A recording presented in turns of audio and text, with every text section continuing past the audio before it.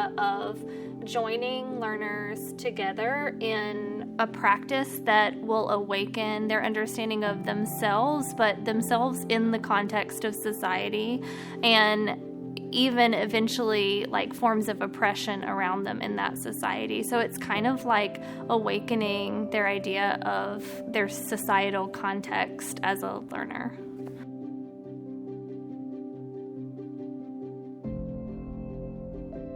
It's definitely something you should have, like being able to speak up for yourself and being able to believe in yourself, thinking that you can make a change. Well, critical consciousness is so important for students and all people really to understand, just because it can be empowering when you really take a look at systems of inequities and first of all digest them and see how they've kind of affected your own life, your own persona, and your own limitations or not that you set for yourselves. What I love about the idea of critical consciousness and rooting my pedagogy in it is that if we're all doing something together, practicing together, learning about society and trying to influence it together, what's happening in the process is that kids are actually taking ownership of the opinions that they're developing. And so when they leave my classroom, it's not a notebook of my ideas that they have written down. It's more a creation of their own work that they want to do in the world.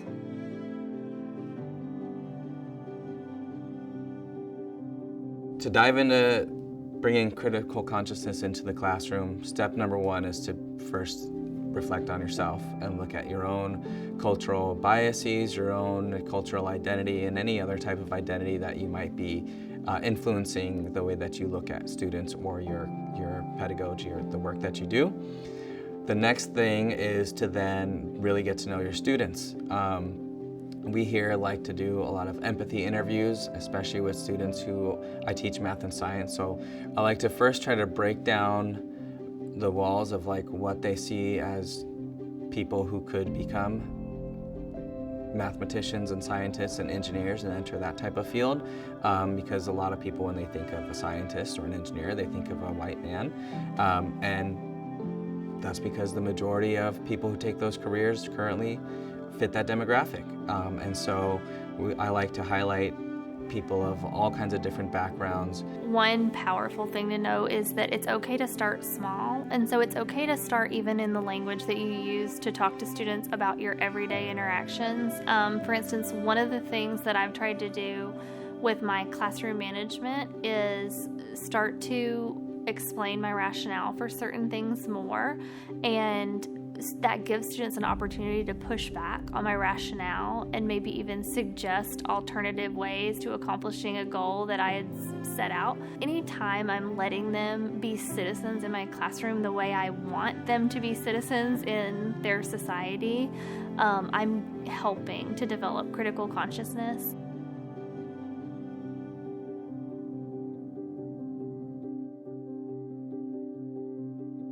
I can't completely speak for kids, but my hope is that the impact is that they feel empowered, that they see themselves as agents of change, that they see themselves as literally with the sky as the limit. Literally my passion as a teacher, I have my own interest, I love the environment, I love science, I love enlightening students to things they've never seen about those things, but truly my ultimate goal is for them to feel like they can follow their own passions, that they're not limiting themselves based on their family history or what their culture normally falls into as far as career fields and professions. I want them to see themselves as just being able to go anywhere and do anything. What it brings to students is however early you can have them make that leap into where their education is their own, I feel like the more they're going to gain from it from that point on. And that didn't happen for me until college because, I was just sitting there as like a sponge in a classroom with that transaction model. And in this way, it doesn't happen for everybody, but I see more students earlier kind of realizing, oh, this is my education and I can take a role in it. Kids get fired up when things are inequitable, but they also get fired up when they have fun, when they can be creative and apply some of the things that they're learning in class to something that's actually gonna make changes. I think that's the final component is okay, let's become aware of what's happening around us. Let's become aware that we're part of that, and then let's try to do something about it and make change. And so having tiny little things that kids can do or kids can like hyper focus on, I think is also a big deal. We always end the year with like a career planning future project, and we had a student who was just struggling so hard last year through distance learning, and he was struggling to think. I mean, he's 8th grade, so how can you know which career field you want to do? So we were kind of just throwing darts at the board with ideas on career paths, and he was talking about how he really loved learning about the brain, human brain, and what we learned about growth mindset and stuff. And so part of this project, he had to interview, professionally interview a cognitive scientist at UCSD, and it was like life-changing. All of a sudden, he started paying a lot more attention in class, doing a lot more work. He was like focused on something that he could see his future building, what he's doing now, building towards a future of some sort. And it was just incredible. This student was so disengaged and just like, you know, he was a Mexican-American kid. His family was struggling, you know, to get him to be excited about things, but he just couldn't see himself anywhere. And then that interview, just bless that person who interviewed him, just got him so excited and just like turned around, and he was just, yeah, I could just see him break down some barriers he was creating for himself in that.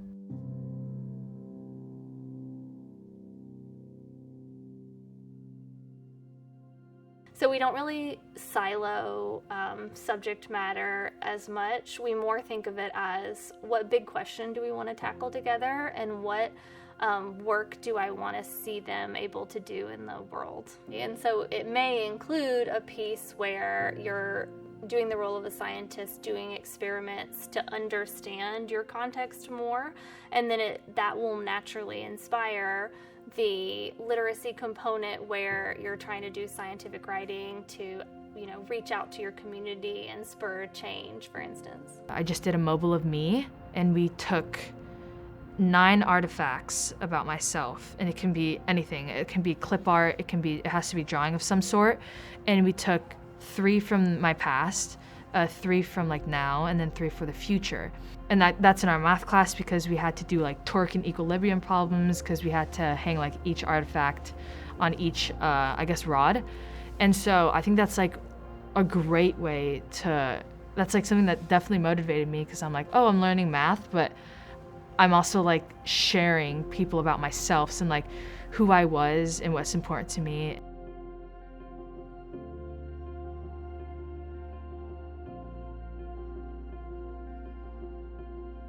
School is the perfect laboratory for someone tiptoeing into critical consciousness, even if their constraints are more traditional, in part because the first step is making your constraints and your context visible and transparent to students.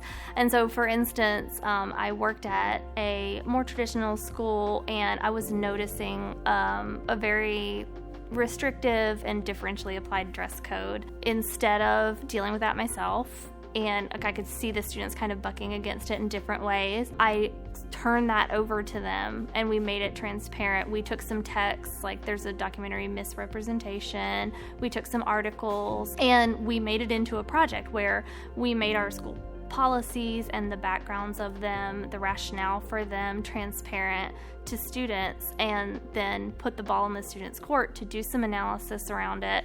And what actually came out of that is students wrote, persuasive pieces about what they thought the dress code should be and why. And we actually implemented a new dress code at the school that was student-driven. Where I would start is, if you can make those transparent for students, even your own classroom constraints, make them transparent, get kids working together to develop their own respect agreements instead of just, here are my classroom rules. Maybe kids could develop their own rubrics for some of the things they're doing. You could look at models and co-create those together. Those are little ways that help students notice that all of these structures are created by someone, and start asking the question, who gets to create them and why? And if I think something needs to be changed, how do I go about doing that?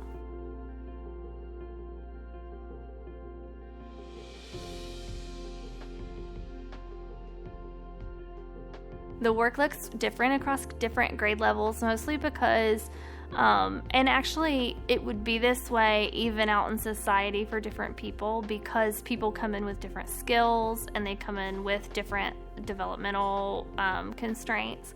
And so, for instance, I've taught everything from 6th through 9th, and in a 6th grade classroom, we're still talking about those big questions and asking those big questions. We might be doing it with more structures embedded.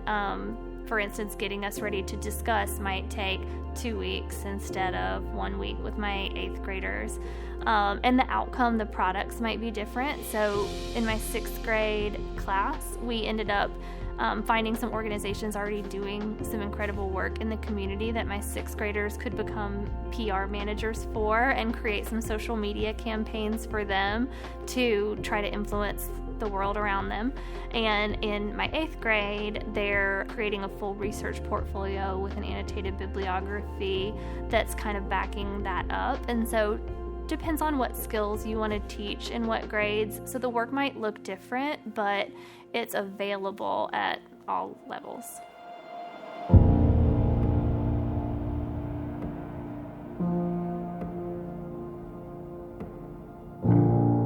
I feel like particularly as a white educator, something that I find myself doing is jumping to oppression and jumping to even like solutionitis about that oppression.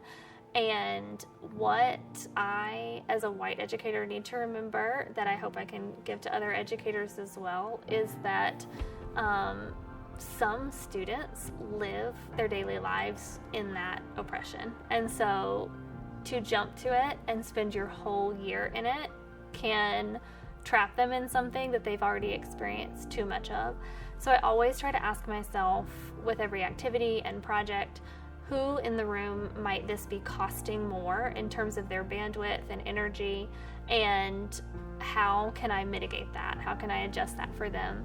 And so one of the ways I try to do that is I try to devote equal parts of my year to celebrating your own identity and your power within society, to recognizing oppression and trying to intervene in the oppression of yourself and others. And by making sure that's balanced, I hope to relieve some of that pressure where, oh, we're going to talk about oppression all year long. And so, for instance, in this project, Toolkit for a Revolution, students are digging deep into their families and things that are bringing them joy and love and connecting with grandparents that maybe they've never connected with, or maybe they just want to spend time talking to, and things like that, into the joy and power of their families. And then towards the end of the year, they'll be digging into more solutions for injustice around the world from that root of their power. So one thing I would say in terms of troubleshooting is just thinking about your positionality, your own identities as an educator, and what pitfalls you might have based on that. And even tuning it with people around you. I always try to get my projects tuned with an equity lens by people around me to see any dual spots that I might be missing.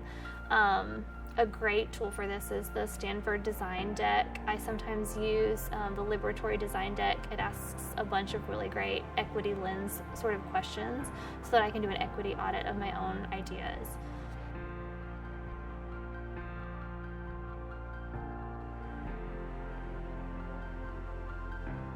So one of the awesome things about using critical consciousness as sort of your pedagogical framework is that it sort of safeguards you from some of the pushback that you could get from parents or members of the community. And the reason is because it's not that transactional model of education. So I'm not writing down my political beliefs and giving them to students, for instance, but instead it's actually using the skills that I'm already supposed to be teaching students. Things like reading a text and analyzing it, things like being able to use data to support an argument. So some of these skills that I'm already required to teach them, I'm using, but I'm giving them data where they can make conclusions about their society. So for instance, if I were to get parent pushback, I could always point to, here's the data set, here's the very credible source, and here are the skills that we're learning with it. The conclusions are all the ownership of the student, which is really nice because I feel like that also gives the students some confidence and a little boost that I can look at data and come to these conclusions myself, and they might be the same as what my parents came to, they might be different, they might be the same as what my teacher came to, they might be different, and we can discuss them and refine them using each other's thinking as well. So that's one thing that I think inoculates against the pushback. For example, with this wildfire project I was talking about, I never once said anything about climate change, as a matter of fact. If for some reason in some arenas that's a big political thing that people will automatically put up a wall if they hear, and so I never mentioned that at all. What I mentioned was the fact that our carbon in the atmosphere was increasing, and we started the whole first month of the project. We looked at various fire data, and that data had to do with just burning acreage, it had to do with temperature, it had to do with carbon in the air throughout our state and throughout the globe. And so kids obviously understood that this is what is happening with climate change, but I think approaching things and curating your work to be totally something that kids can figure out on their own, but not create a divide even in their own households, is kind of tough to do, but really important, and kind of makes things work. I have experienced pushback with parents. Usually I find face-to-face meetings really valuable for this because there's a lot of telephone or hearsay that goes on in terms of what we're learning, because it's filtered through a child's understanding or maybe another parent and another child's understanding. And so I really find it's helpful to sit down in the same room together. And what has typically happened for me personally is we've gone through, here are the data, here are the texts that we're looking at, and here are some of the skills we're getting at. And that's usually the end of the pushback because it's so defensible. I can point to the standards and things that we're using. I also imagine ahead of time the pushback that I might receive from parents. So another troubleshooting tip is think about the things that you're worried that parents will say and consider in advance how defensible each step of your project is, your response, the standard that it's rooted in, the skill that your students will be learning. And I always consider to myself, I have really strong political ideas, and I always ask myself, am I doing that banking transaction where I'm trying to give a student my belief, or how are we analyzing data together where their beliefs might change and my beliefs might change? How are we engaging in praxis together? So that's just a good little question I ask myself before I start.